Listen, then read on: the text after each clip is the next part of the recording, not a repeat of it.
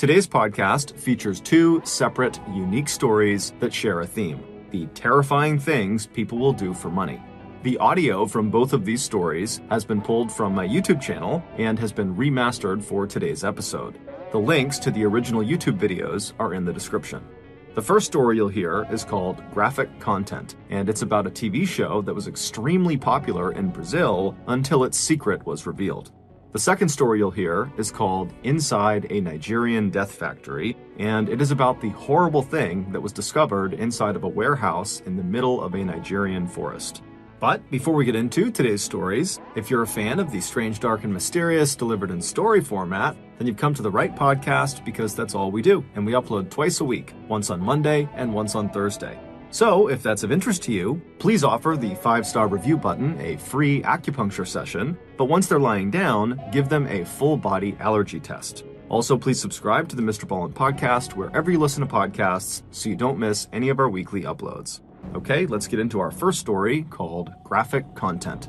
If I told you to picture the Amazon rainforest in your head, you would likely picture a dense tropical wilderness full of amazing and exotic animals. And you'd be right, that is a good representation of the Amazon rainforest. But what a lot of people don't know is that the Amazon rainforest is also home to a massive city. It's called Manaus, and it sits right in the middle of the Amazon rainforest, right along the Amazon River. And it happens to be one of the most violent places in the entire world.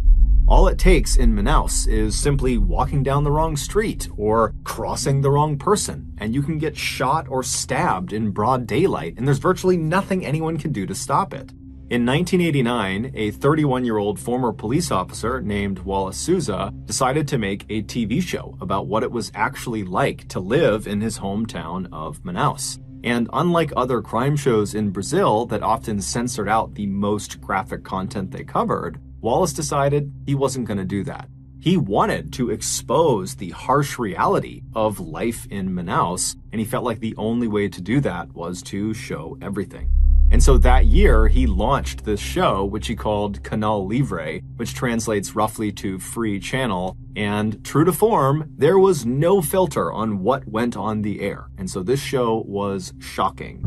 Viewers were given a front row seat to freshly murdered victims that are lying out in the road and slumped over chairs in restaurants and behind steering wheels. And the cameraman would zoom in on their fatal injuries, and they would zoom in on the faces of these people that have just died. Every gratuitous detail, every blood spatter, every grieving family member of the victim who's crying out in pain, all of it was shown on this TV show. And then, in between these very dark and violent segments about gang killings and drug deals gone wrong, Canal Livre also had a much lighter side. They would bring on local artists to talk about what they're working on, to maybe try to sell some of their goods. The show would also focus on down-on-their-luck families that needed help raising some money, and so the show was designed to get people to donate. And then also, for really no reason at all, there was a segment on the show where this puppet character would get into a fight with a man selling bread. It was a totally bizarre and shocking spectacle, and the people of Manaus loved it. And then eventually, the people of Brazil loved it. I mean, this was an extremely popular show. Because Wallace was often on camera on Canal Livre, he became very famous and very recognizable. And so when he would walk around Manaus, people would see him and literally just start clapping and cheering for him. And as he and his show became more and more popular across South America, Wallace decided he didn't just want to report on crime, he wanted to fight crime. So, on air, Wallace began berating the government for not being able to protect its citizens, and he berated the police for not being able to catch the criminals. And then off the air, Wallace campaigned for and was elected to political office in Manaus, where he continued to push hard to reduce crime in the city. And so it wasn't long before Wallace went from just being a relatively well-known TV host to being one of the most beloved and influential and trustworthy people in all of Brazil. However, over the years, there was one strange thing about his show, Canal Livre, that people just couldn't wrap their heads around.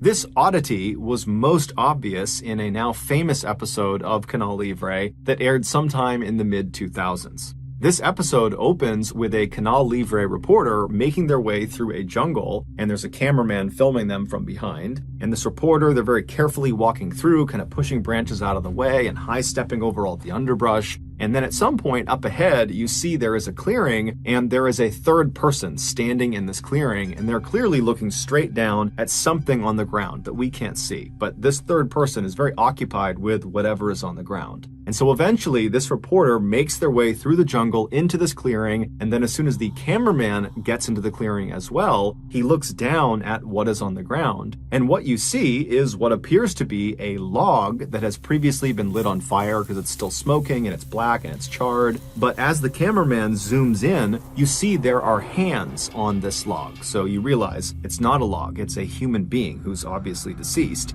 And based on how badly charred they are and how much they're still smoking, you realize very quickly that this person must have been on fire very recently as probably just a couple of minutes ago. Like right before the camera got here, this person was on fire. And so as you're kind of seeing this shocking image, the reporter suddenly talks about this person like he knows all the details of them already. He says, this person, it's a man, and they were not shot to death, they were doused with gasoline and burned alive. But at this point, the police had not come out. They had not seen this dead person yet. And so it made no sense that the reporter would have all this information on hand because no one knows this stuff yet. And based on just looking at this person's body, it was too badly burned to be able to tell whether it was a man or whether they had been shot or not or whether gasoline was used. But when Wallace was questioned about where he and his reporters got their information from, he just said, look, we're a very popular show and people call us often before they call the police and they give us information about what's happening in the city. And we have a huge team. We watch the police headquarters, we listen to the police's radio, we watch the morgue, we have loads of informants all over the city. And so we just get our information really, really quickly. And this answer was enough until 2008. That year, in October, the police arrested a former Manaus police officer who just went by the name Moa, and they accused him of 9 murders. And so they throw him in jail. But Moa, despite the seriousness of the charges against him, seems totally unfazed. It was obvious he had some sort of powerful connection outside of prison, some person or some entity that he fully expected was going to, at any moment, swoop in and magically get him out of prison. But that didn't happen. Moa just continued to sit in jail, and at some point that began to sink in that he was kind of on his own, and so he began to talk. And the story he would tell would shock Brazil. Moa would admit to having killed some people, but he would tell police, look, I'm just the assassin. The person who hired me for these killings is Wallace Souza. It would turn out Wallace Souza started his show, Canal Livre, with the best of intentions. But when his show became massively popular and it in turn made him, Wallace, also massively popular and powerful, he became corrupt. And at some point after his meteoric rise, he formed this very powerful drug cartel, and then in an effort to bolster his illegal dealings and to boost his show's ratings, he decided to start contracting hitmen like Moa to start taking out rival gang members in Manaus. And he would tell the hitman how he wanted them killed and where he wanted them killed and at what time. And then after the hitman agreed to do this, he, Wallace, would go tell his camera crews exactly where to go and at what time so that they would be arriving at the murder scene literally right as it was happening or right afterwards, allowing them the opportunity to get all the gory footage before anybody else.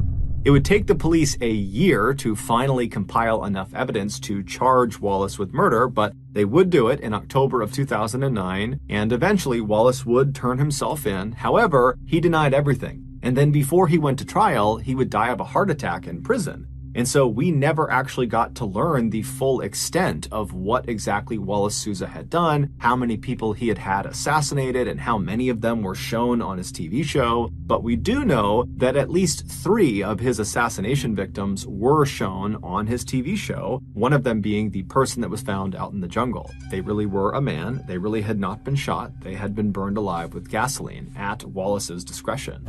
But in the end, the person who paid the highest price for the Canal Livre killings was Moa, the hitman who blew the whistle on what was going on with the show. On New Year's Day in 2017, a crime syndicate overran the prison where Moa was being held. Now, they had lots of targets of people they were going there to kill, and one of them was Moa. They were furious with him that he spoke to police and gave up information about the drug trade in Brazil. And so eventually, this angry mob of gangsters made their way over to Moa's cell, and when they found him, he was pressed up against the back of his cell wall, basically as far away from the bars as he possibly could be, and he began pleading for his life, and this horde was not having it. They were only there to kill him. And so they all have machetes and knives, and they're looking at him through the bars, and they say, we're going to come in there, we're going to cut you to pieces. And so then they start banging on the door, they're trying to hack the lock open, and Moa, he can't do anything. All he can do is kind of just keep himself all the way to the back of the cell and hope they don't get in. And eventually, they can't open the door, and they know it. And so they do the next best thing. They reach through the bars with a lighter and they light Moa's mattress on fire. And so Moa was trapped. He had nowhere to go, and so eventually the fire reached him and he burned alive.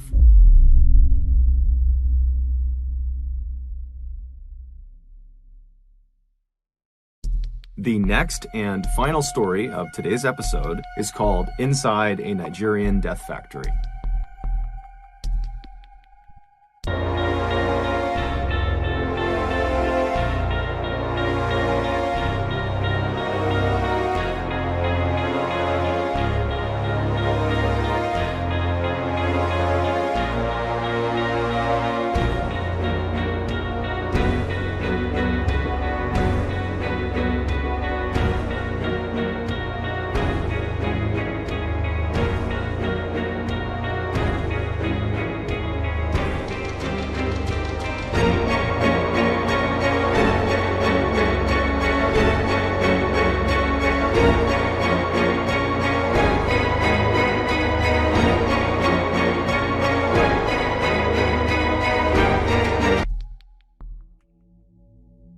In Nigeria, motorcycle taxi drivers are called Okadas, and in Ibadan, which is one of Nigeria's biggest cities, home to 3.5 million people, there are a lot of Okadas. However, despite their massive numbers, these Ibadan Okadas are actually a fairly tight-knit community made up primarily of young men. And so in early 2014, when 2 of these Okadas went missing, the community immediately found out about it and was really concerned. And when the police did not appear to be doing much to actually go out and find these 2 guys, the community of Okadas decided to launch a search of their own. Basically, as they went about their day, driving around the city, dropping fares off, all of these Okadas would be going down side streets and looking in back alleys and checking all over the city for their missing members. But despite their best efforts, they never could find them. Then, on March 22nd of that year, a 3rd Ibadan Okada vanished. He was a young man named Lanre Sidiku, and unlike the other 2 riders who went missing while they were at home, Lanre went missing while he was working. Lanre was part of a group of Okadas within the city who all kind of met up on the same city street, and that's where they stayed throughout the course of their day, trying to wave down fares as they came up. And so everyone in that meetup point all knew each other, and so they all knew Lanre. And on the day he went missing, they recalled seeing him driving away from this meetup point with 2 passengers on the back of his bike. Now, typically, the rides these Okadas would offer to their passengers were very short. They're only driving them just around the city. And so it was very quickly noticed that Lanre had left and after several hours had still not come back yet. When it was noticed by the other Okadas, they began talking about it and someone said, give him a call, make sure he's okay. And so they called his cell phone and Lanre did not pick up, which was highly unusual, not just for Lanre, but amongst the other Okadas. They always have their phones on because they're looking for new customers and customers could be calling them. And so their cell phone is a vital part of their work. And so his phone is off, they don't really know what to make of that, and then out of nowhere, Lanre actually calls this group of riders. However, he was calling them on his second cell phone. Lanre would keep a work phone and a personal phone, so he was calling them on his personal phone. And so when this other Okada answered the phone and heard Lanre's voice, he put the phone on speaker so the others who were concerned could hear what was going on. And what they heard was Lanre, totally hysterical, screaming into the phone that he needed help. He said that he and 8 other people he was with, who he didn't even know, had been kidnapped, and their kidnappers had brought them to this underground prison cell. They couldn't see anything, but they could hear people walking above them. Lanre also explained that when they had been kidnapped, the captors had taken all of their belongings, but they hadn't recognized that Lanre had this secondary cell phone, which is why he was calling from it. And so in between Lanre's frantic descriptions of what was going on and what had happened to him, these Okadas that received this call, they can hear in the background these other 8 people that are with Lanre in this underground cell screaming out as loud as they can, probably to get the attention of someone, anyone who was above ground who might be able to come down and save them. And so these Okada riders who are getting this call from Lanre, they're horrified, and they're trying to calm Lanre down so he can explain where he is so they can go find him. And finally, Lanre, he does compose himself, and he gives them really specific directions to this footpath that led into the Soka forest where he said he had been taken. The Soka forest was a very dense stretch of wilderness right on the outskirts of Ibadan. Lanre would tell them that he had no idea where specifically in the Soka forest he was. However, he said, if you just keep walking on that path, eventually you'll hear us calling out from underground and you can come and save us. And so as the riders turned on their bikes and they got ready to head out and go rescue their friend, they told Lanre to stay on the line. Let us keep talking to you until we find you. But as they're telling him that, his phone abruptly cuts out. And then when they tried calling him back, his phone was off. About 40 Okadas from Lanre's meetup spot took off together and sped down city streets until they hit this major highway that would take them out of the city. And then once they were out of the city, they went down this other road that brought them right towards the Soka forest. And then as this road put them right up against the tree line on their left side of the Soka forest, they all began looking for the 2 burned out cars that Lanre had said marked the beginning of this footpath they were looking for. And so sure enough, they find these burned out cars, they park all their bikes off on the shoulder of the road, and they quickly realize that this really is a footpath only. There's no way they can get their motorcycles onto the path, not only because the burned out cars are blocking their way, but because the path itself is so overgrown with vegetation. I mean, they can barely see the path, let alone drive something through it. And so the men leave their bikes by the side of the road, and then unarmed, they walk past the burned out cars onto this path, and then because it was so narrow, they had to walk more or less in a single file line into the Soka forest. And so as these men are basically marching into the woods, they're not making any sound, because again, they're trying to listen for the sound of their friend and the other people that have been taken captive somewhere underground. And so they're silently marching through this forest when all of a sudden, the guy at the front of the line thinks he hears something way up ahead. And so he holds his hand up to stop the line, and they all stop and they're trying to listen. And then all of a sudden, about 50 feet ahead of them through the trees, this man they didn't recognize suddenly jumped out from behind a tree. He yelled something at them, and then he raised his gun and began firing in their direction. The 40 Okadas immediately turn around and just sprint back down the path, right back out to the road. They hop on their bikes and they peel back out towards the city. When they finally get back to the meetup spot they had all originated from, they realize they can't just leave Lanre and the other people he was with out to dry. They have to go back and rescue them. They considered calling the police, but given the lackluster response to the other 2 missing Okadas, they realized they probably would have a higher chance of saving their friend and the others if they just went themselves. And so the 40 Okadas rounded up another 60 from other neighboring meetup spots, and this huge posse of over 100 men all hopped on their bikes and headed back towards that footpath that led into the forest. When they got there, they put their bikes on the side of the road, and this time, when they started walking down that path, they had guns, knives, bats, all sorts of weapons, and they were not trying to be quiet. They were actually yelling like these loud war cries to let the gunmen and any other gunmen in the woods know that there was a horde of angry people that were coming into the woods for a fight. And so as they're marching down this trail, kind of expecting to get shot at any point, it doesn't happen. Instead, after quite a while, they walk out of the thick forest into this huge opening. And right in the middle of this huge clearing is this fairly small river, but it's big enough that it would be very difficult to cross. However, they can see there's a bridge, this kind of crumbling old stone bridge that goes over this river. And then on the other side of the bridge, on the other side of the river, they can see there are 2 dilapidated buildings.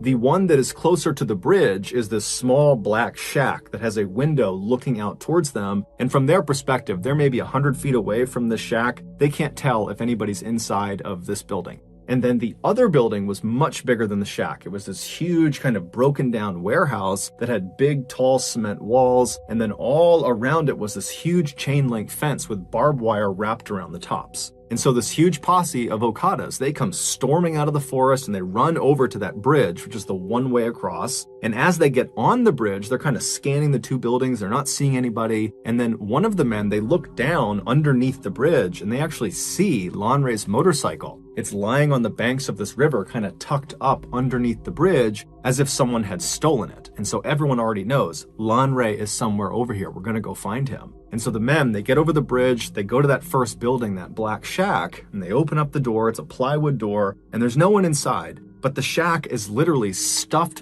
full of hundreds and hundreds of articles of clothing and shoes. And so after kind of looking this over and not really sure what to make of it, the posse moved on from the black shack and made their way up to the fence right in front of this huge warehouse. And when they reach the fence, they're kind of expecting to be met with some sort of resistance. I mean, the last time they were out here, they got shot at. And so they begin yelling into the warehouse for anyone in there to show yourselves, come out here. But it was silent. And so one of the Okadas that was part of the posse had brought along bolt cutters as a weapon to use as a club if he needed to. But as it happened, he began to use the bolt cutters for their actual purpose, and he bent down and actually cut a huge hole in this fence so they could go in and explore this warehouse. And so after a large percentage of this posse had gotten inside the fence line, they began walking around this huge warehouse to try to find an entrance inside. And so as they're walking, the windows that lead into this warehouse, they're too high up, so you can't actually see what's going on inside. It's silent, there's a pretty bad smell, but they don't really know what to make of this. They walk around the structure, and when they get to the very back, they find an entrance. All it is this big rusted piece of tin metal, like sheet metal, that's propped up against a gap in the walls of the warehouse. And so one of the Okadas grabs this piece of metal and he pushes it out of the way. And then as soon as he did that, a few other Okadas quickly stepped through the threshold into the warehouse, preparing themselves to have to fight potentially if there are gunmen or anybody else inside that might want to do them harm. But as soon as they see what is inside of this warehouse, they immediately lower their weapons and just stare in abject horror. According to the locals who lived actually in the forest relatively near where this warehouse was, they said there was actually another way to get to this particular area, to get to the warehouse. There was another path that was very rough, but it was big enough for one vehicle that came in from the other direction. Now, the locals said they didn't use this path at all. They didn't even know where it originated from. But they said for the last 10 years or more, they have seen one vehicle use this road all the time to get to the warehouse. And it was this black Jeep with black tinted out windows. And they said it would typically show up most nights of the week around 8 p.m. And they said it would just go down the road, it would make its way over to the warehouse area, and then around 9:30 p.m., they would hear or see the black Jeep leaving. Now, none of the locals knew who was driving this Jeep, although they knew it was a man. That was really all they knew. And they had no idea what this man did when he got over near the warehouse. However, for the last 10 years, every time this guy was over near the warehouse from 8 to 9:30 at night, they would typically hear screams coming from that part of the woods, coming from the warehouse. And when the locals brought their concerns to police, the police just kind of blew it off and didn't do anything about it and actually told the people, don't worry about it. And so over the years, the locals had kind of just accepted that this man in his black Jeep and the screams coming from this warehouse were just a part of life. And so no one even reported it anymore. Had the police followed up on the locals' concerns about this Jeep and the screams, they would have discovered that that warehouse was actually a storage facility for a very in-demand and very illegal product. And that man who drove that black Jeep, he would take this illegal product and he would bring it back with him in batches and he would sell it on the black market.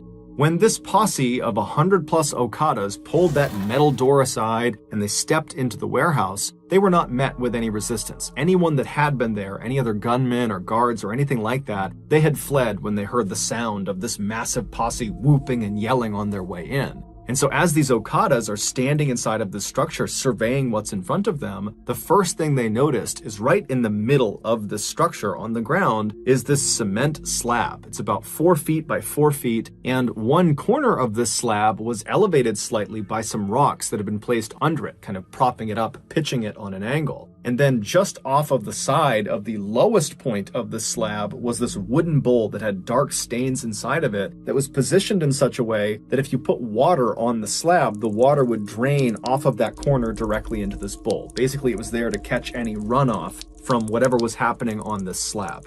Around this cement slab, all over the dirt floor, were bones, some with meat on them. And then beyond the bones and beyond the slab, all around the perimeter of the inside of this building were extremely malnourished, catatonic people chained up to the walls. These people were the highly in-demand, highly illegal product. More specifically, their body parts were the product. In Nigeria, a stunning number of people believe that certain magic potions and charms will grant you wealth and success, and in some cases, infinite life. But the catch is, the herbalists who will perform the magical rituals and give these potions and charms to people that pay for them, they often require human body parts for them to work. And so human body part factories, like this warehouse in Soka Forest, were established in order to meet the high demand of people that needed these parts. And so the way it's believed it worked at the Soka Forest warehouse was the man in the black Jeep. He would get orders from people that wanted specific body parts for their magical potions and charms and whatever else they needed, and he would make a list of those parts, and then at 8 p.m. he would show up at the warehouse and he would communicate with the people that worked at that warehouse, and they would determine out of all the captives they had who had the parts they needed, and then after figuring out which captives were going to be used that night, they would go into the main section of the warehouse, and one by one, they would unchain these people, they would drag them to the center of the room, and in full view of all the other captives, they would put them on the slab, known as the slaughtering slab, and they would hack off the required body parts, and they would bag them up, put them in coolers, and then the man with the black Jeep, he would take those parts and he would leave, and then the person who's just been butchered, if they were still alive and might have a chance of surviving, they'd just be brought back to the wall and chained up again. If they did not have a good chance of survival, then they'd be brought to the very back of the warehouse in the back rooms where they would be discarded. Now, the means of execution varied, but in the back rooms of this warehouse, they found a makeshift guillotine, which cuts off people's heads, and they also found a large crocodile that was chained up. And so it's likely that those were at least two of the methods used to discard of the people they could no longer harvest organs from. After the Okadas kind of broke out of their initial shock of what they were seeing inside of this warehouse, they went around and began freeing people that were still chained up to the walls. And in total, there were 23 people that were still barely alive, still inside of this warehouse, but none of them were Lanre Sadiku. And then after checking all of the dead bodies and body parts that were inside of the warehouse, and then also right outside, where there were a number of shallow mass graves, they couldn't find Lanre amongst them either. And so this huge posse began looking all over the property for an entrance to this underground prison that Lanre had described being in. But they couldn't find it, and so eventually this posse made their way back over to the survivors who were being tended to by locals that had come over, and they asked the survivors, are you aware of any underground prison cells somewhere around here where other people were being held? But the survivors either didn't know or just were unable to speak anymore. And so later that day, when the police did come out because word got out about this huge find out in this forest, the posse went to the police and begged them to please begin digging up this entire property. We need to find the entrance to this underground prison cell. Lanre and 8 others, and who knows how many others beyond them, are trapped underground in these cells, and we gotta get to them. But the police just kind of refused and immediately just demolished the warehouse. And then after kind of cordoning off that area for a couple of days, the police basically just left and stopped caring about it altogether. And so the Okadas once again came together as a community and would spend the next several weeks going back out to this forest and just manually began digging up all over this entire property in hopes of finding their friend and the rest of these people that were trapped underground. But they never did. And so we don't know what happened to Lanre and the other people who were trapped in that underground cell. We don't know what happened to the other 2 Okada riders who went missing right before Lanre did, although it's generally assumed they most likely were kidnapped as well and probably met a similar fate. We also have no idea how many people were butchered inside of the Soka Forest warehouse. However, given the massive amount of clothing and shoes inside of that black shack, it's believed the total number of victims is easily in the hundreds. No one has ever been officially held accountable for the atrocities that took place in the Soka Forest. However, a couple of days after the warehouse was discovered by the Okada posse, the posse was back digging, looking for Lanre, when they discovered there was this man who was there who was kind of walking around acting suspicious, and so the posse confronted him, and it would turn out this guy had several human tongues in his pockets, along with dozens and dozens of cell phone SIM cards. And so, assuming he was part of whatever happened there, the Okada posse proceeded to kill the man on sight. Later on, a woman who was a survivor from the warehouse would tell reporters how she got kidnapped. She said she lived in Ibadan, she was well educated, she had a good family, she was just sitting outside of her house, when all of a sudden this van pulled up in front of her, and these very official looking men were inside of this van, and they got out and they told her, you're under arrest, you gotta come with us to the police station. And the woman was so confused, but the men were very professional and seemed very convincing, and so she got inside the van, they shut the door, and they drove off. And very quickly, once she was inside of the van and couldn't go anywhere, she realized they were not police, she had been kidnapped, and within the hour, she, along with several other people who had probably been kidnapped in the same way, were stripping their clothes off right outside of that black shack on the other side of the river, and they were told to put their clothes and belongings inside of the shack while they were being held at gunpoint, and then once they were naked, they were promptly marched into that warehouse where virtually everyone around her would be butchered and killed.